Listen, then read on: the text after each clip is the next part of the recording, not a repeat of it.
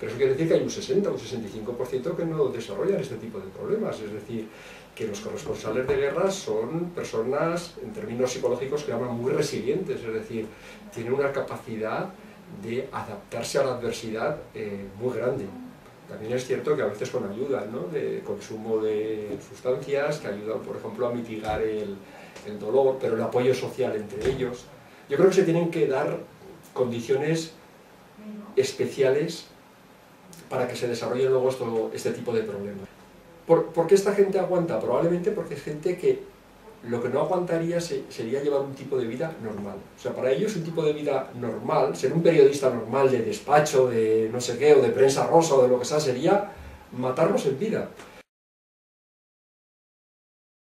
¿No? La eligen personas que son generalmente extrovertidas, que son temerarias, que son algo impulsivas, personas que vienen marcadas por lo que nosotros llamamos sensation seekers, que son buscadores de sensaciones.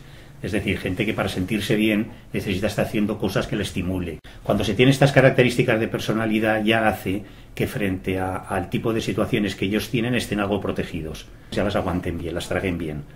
Ellos ya tienen una personalidad que les gusta esto. Si no hicieran periodismo de guerra, pues estarían saltando en paracaídas en el Amazonas o estarían escalando las Torres del Paine en Chile. Quiero decir, les gusta el riesgo. Entonces, claro, cuando prueban lo que el riesgo les da en su personalidad, es muy gratificante. Por lo tanto, quieren probarlo otra vez. Las características más importantes son, generalmente, sensation seekers, o sea, buscadores de sensaciones.